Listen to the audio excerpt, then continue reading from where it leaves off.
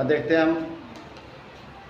हम लोग मादा जनन तंत्र पढ़ रहे थे। मादा जनन तंत्र में जो है सबसे जो मादा जनन तंत्र में कौन कौन से अंग मिलकर काम कर रहे थे, जिसमें आप लोगों को सबसे पहले बताया गया था एक जोड़ी अंडाशय।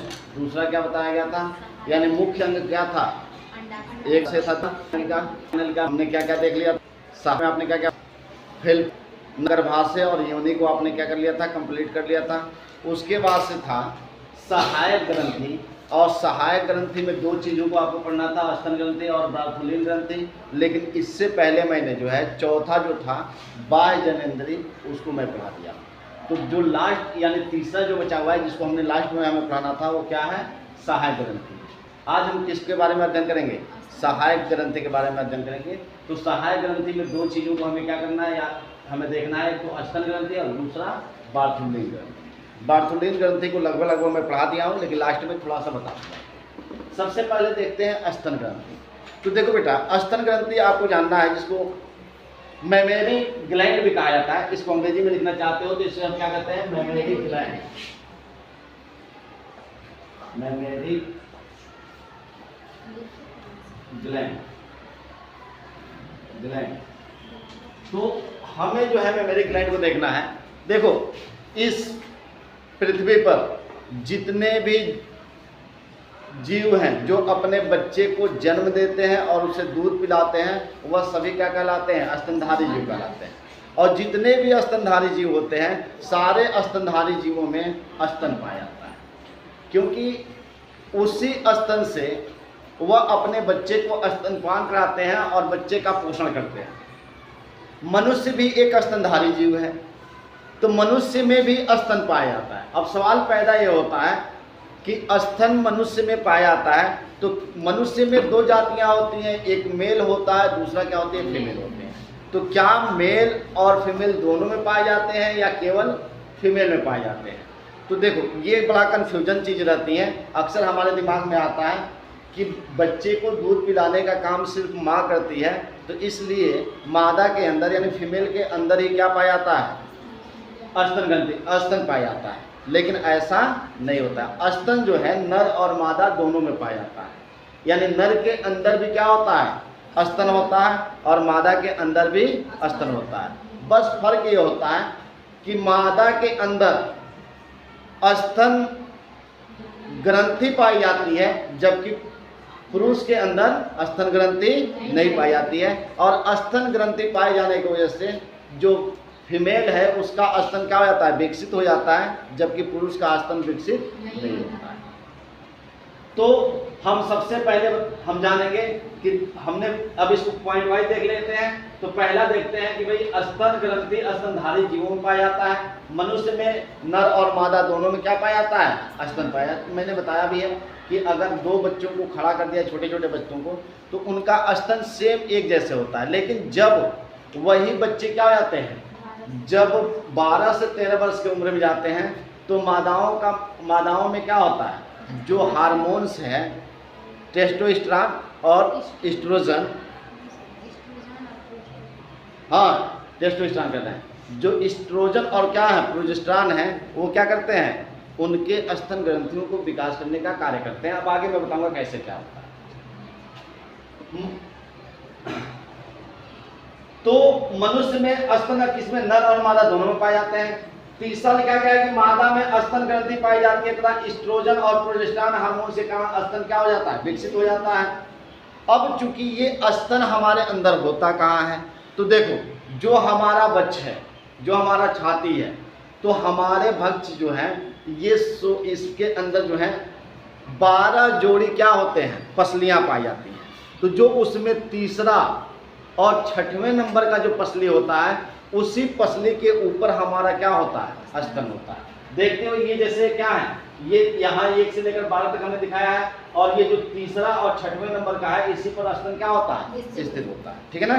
तो इसका लोकेशन अगर आपसे पूछा जाए कि कहाँ स्थित होता है, तो वही सीधी सी बात है, ये हमारे क्या होते हैं, जो तीसरे और 6वें नंबर का जो पसली होता है, उसी पे पाया जाता है। और तीसरे और 6वें जो है, जो पसलियां हैं, उनके बीच में बृहद अंश पेशियां पाई जाती हैं। उसमें ज़्यादा क्या पाया जाता है, बृहद क्या यानी बहुत अधिक क्या पाए जाते हैं, पेशियां पाई जाती हैं। अब हम स्तन की संरचना को देखेंगे।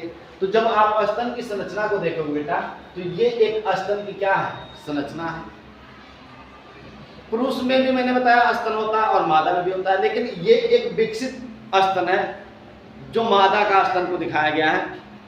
पुरुष में स्तन क्या होता है, वह बिल्कुल उसमें विकास नहीं होता है।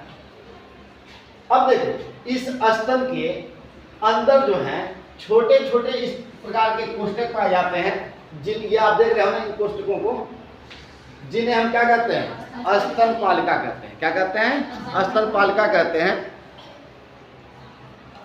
और इस स्तन पालिका के अंदर आपको ये हल्का फुल्का रेड रेड में दिखाई दे रहा होगा, इसको हम क्या कहते हैं, कूपिका कहते हैं। यानी इस स्तन पालिकाओं के अंदर क्या होते हैं, कूपिकाएं पाई जाती हैं। ये स्तन पालिका जो होती हैं, इनकी संख्या जो होता है ये 15 से 20 हो सकता है। और इसमें जो कूपिकाएं होती हैं बेटा, ये कूपिकाएं जो हैं बसी उत्तकों से मिलकर बनी होती हैं। किससे मिलकर बनी होती हैं, बसी उत्तकों से मिलकर बनी होती हैं। और बसी उत्तक से मिलकर बने होने के कारण इसमें ये क्या करता है, ऊर्जा उत्पन्न करता है। क्या करता है, ऊर्जा उत्पन्न करता है। और ये ऊर्जा क्या करता है, ये ऊर्जा जो है दो काम करता है, इनके अंदर दूध का निर्माण भी करता है और दूसरा क्या करता है, इन्हें दूध श्रावण में भी सहयोग होता है। अब दूध का निर्माण होता कब है, तो देखो जब बच्ची क्या होगी, जब एक मादा जो है 12 वर्ष की होती है, तो उसके अंदर क्या होता है, जैसे पहले हमने ये कुक्का को निकाला। कुक्का की संरचना कुछ इस प्रकार की होती है। देखो एक दो लेयर में होता है, एक बाहर का लेयर जो होता है इसमें छोटी छोटी कोशिकाएं होती हैं जिसको कुक्का कोशिका कहते हैं, और अंदर एक खाली स्थान बनता है जिसे हम क्या कहते हैं, कुक्का गुहा कहते हैं। अब इसमें दूध का निर्माण होता कैसे है, इसी के अंदर दूध का क्या होता है, निर्माण। किसमें, कुक्का कोशिका में दूध का निर्माण होता है।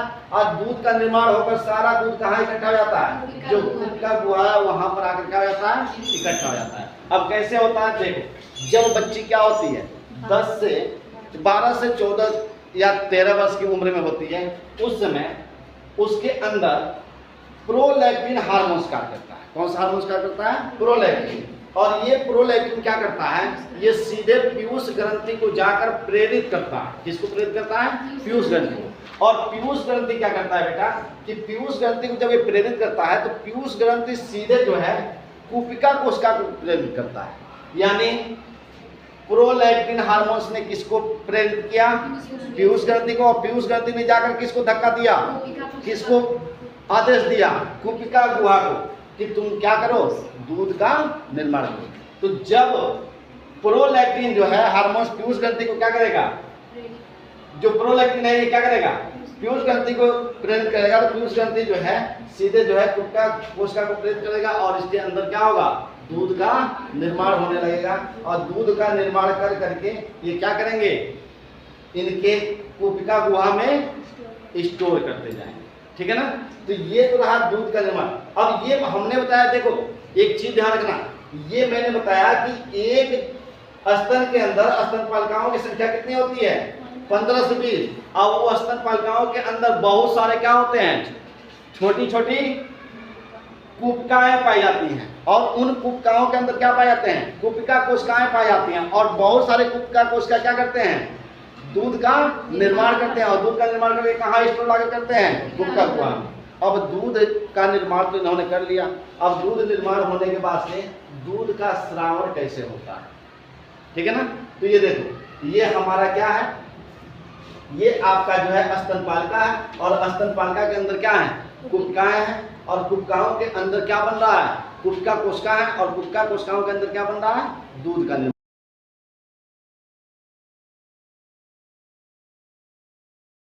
तो आपने ये समझा कि स्तन की संरचना मैंने बता दिया, लेकिन थोड़ा सा एक मैंने मिस्टेक कर दिया।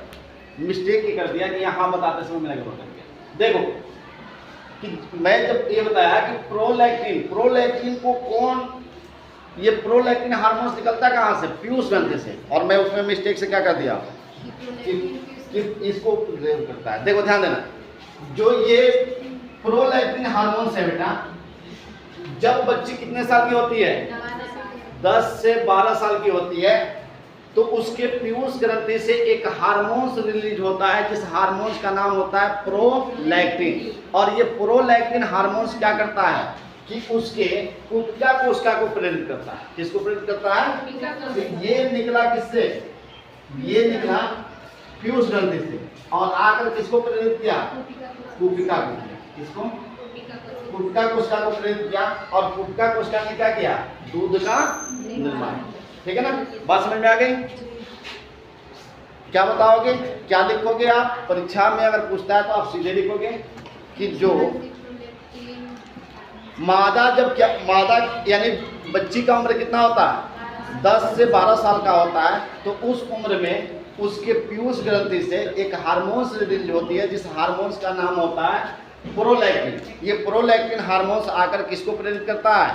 उस जो कोशिका गुटका होती है उसको प्रेरित करता है, और वो क्या करता है? दूध का निर्माण करने लगता है। और वो दूध कहाँ स्टोर होता है? कुपिका गुहा में स्टोर होता है। अब हमें देखना है कि ये कुपिका गुहा में तो ये स्टोर हो गया, लेकिन ये दूध जो है फिर बाहर कैसे आता है, इसका श्रावण कैसे होता है? तो इसको समझने के लिए हम यहाँ देखते हैं दूध का श्रावण कैसे होता है। अब हम देखते हैं। देखो ये क्या है? स्तनपालिकाएं। देख रहे हो? ऐसे तो स्तनपालिकाओं की संख्या कितनी होती है? 15 से 20 होती है। ये हमने 4 स्तनपालिकाओं को बनाया है। 4 स्तनपालिकाओं में हमने क्या दिखाया है कि इसके अंदर क्या है? कुपिकाएं है, और कुपिकाओं के अंदर क्या है? कुपिका कोशिका है। वह दूध का श्रावण कर रहा है, और श्रावण करके क्या कर रहे हैं? कुपिका गुहा में स्टोर कर रहे हैं। अब ये ध्यान रखना, ये जब स्टोर किए तो स्टोर करके वहां से कुपिका गुहा से इसको एक पतले नलिका के माध्यम से, देख रहे हो ना, यहाँ से भी ये दिखाया गया है, फिर यहाँ से दिखाया गया है। कुपिका गुहा से निकलकर आकर सब क्या होते हैं? एक बड़ी, ये जो निकल रहे हैं एक पतली नलिका से, उसे हम कुपिका नलिका कहते हैं, और आकर एक बड़ी नलिका से मिल जाते हैं, जिस नलिका को हम क्या कहते हैं? स्तन नलिका कहते हैं। यानी पहले कुपिका गुहा से एक नलिका निकली होती है, जिसको हम कुपिका नलिका कहते हैं, उसके माध्यम से बहता है, और बहकर कहाँ जाता है? किसमें? स्तन नलिका में आता है। और स्तन नलिका आकर एक बड़ी नलिका से मिल जाती है, जिसको हम क्या कहते हैं? तुम्बिका नलिका कहते हैं। और तुम्बिका नलिका से दूध निकलकर क्या होता है? सीधे चूसक यानी निपल के माध्यम से बाहर निकलता है। अब एक चीज ध्यान रखना, आखिर इस दूध को श्रावण करने के लिए प्रेरित किसने किया? तो यहाँ पर भी एक हार्मोन्स काम करता है, जिस हार्मोन्स का नाम होता है ऑक्सीटोसिन हार्मोन्स। ऑक्सीटोसिन हार्मोन्स क्या करता है? इसके लिए उत्तरदायी है, जो दूध के श्रावण में क्या होता है? कार्य करता है। ठीक है? तो ये कुपिका नलिका कहाँ से निकला? पहले बेटा कुपिका गुहा से कहाँ निकला? कुपिका नलिका में। इसको निकालने के लिए कौन प्रेरित किया? Oxytocin hormone. किसने किया? Oxytocin hormone. और ऑक्सीटोसिन से क्या हुआ? ये ऑक्सीटोसिन ने प्रेरित किया किसको? कुपिका नलिका को। कुपिका नलिका ने क्या, कुपिका गुहा ने क्या किया? कुपिका नलिका में भेजा। कुपिका नलिका ने कहाँ भेजा? स्तन नलिका में। और स्तन नलिका किसके पास भेज दिया?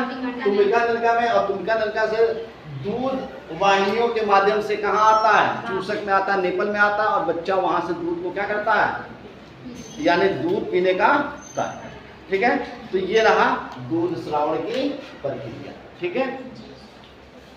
अब एक बात बताओ, किसी मादा के अंदर दूध का निर्माण कब होने लगता है? देखना, जब कोई महिला गर्भ से होती है, जब उसका गर्भ जो है 2 माह 3 माह का हो जाता है, तो उसके अंदर कौन सा? ये प्रोलैक्टिन हार्मोन्स हल्का हल्का कार्य करने लगता है, और उसके स्तन से हल्का हल्का दूध निकलने लगता है। लेकिन फूल दूध कब निकलता है? जब महिला क्या होती है? जब प्रसव पीड़ा के बाद से बच्चे को जन्म देती है, तो जन्म देने के 2 घंटे बाद ये प्रोलैक्टिन हार्मोन्स क्या करता है? तेजी से कार्य करता है, और तब दूध क्या होता है? ज़्यादा निकलने लगता है। ठीक है ना? और लास्ट अब हमें क्या पढ़ना है? बर्थोलिन ग्रंथि। तो बर्थोलिन ग्रंथि को मैंने आपको उस समय बताया था, आपको याद होना चाहिए कि जब मैं योनि पढ़ा रहा था तो मैंने बताया था कि बर्थोलिन ग्रंथि कहाँ पाई जाती है। तो जो मादा योनि होता है, तो मादा योनि के दोनों साइड में छोटी छोटी क्या होती हैं, 2 ग्रंथियाँ पाई जाती हैं, जिसे हम क्या कहते हैं, बर्थोलिन ग्रंथि कहते हैं। और ये बर्थोलिन ग्रंथि क्या करती हैं,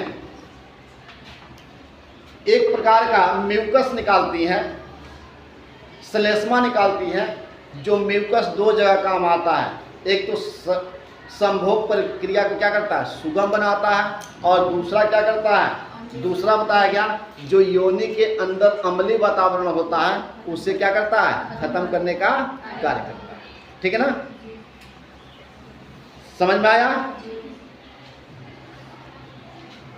तो आपसे अगर पूछ दिया जाए कि बर्थोलिन ग्रंथि जो है पुरुष के किस ग्रंथि के समजात ग्रंथि माना जाएगा, पुरुष के, यानी पुरुष में भी मैंने आप लोगों को पढ़ाया था कि पुरुष के अंदर से भी क्या होता है, म्यूकस निकलता है, और उसको कौन ग्रंथि निकालता है, कापर ग्रंथि मैंने बताया था। तो कापर ग्रंथि के समकक्ष कौन माना जाता है, बर्थोलिन ग्रंथि माना जाता है। तो ये हमने मादा जो जनन तंत्र है उस तंत्र को हमने पढ़ाकर क्या कर दिया, कंप्लीट कर दिया। अब हम आगे जो है क्या पढ़ेंगे, हमें पढ़ना है कि भाई बच्चे का अंडाणु का निषेचन कैसे होता है, निषेचन होकर भ्रूण कैसे बनता है, और इसके बाद से मादा में आर्तव चक्र क्या होता है। इसी को हमको पढ़कर ये चैप्टर क्या हो जाएगा, समाप्त हो जाएगा। ठीक है।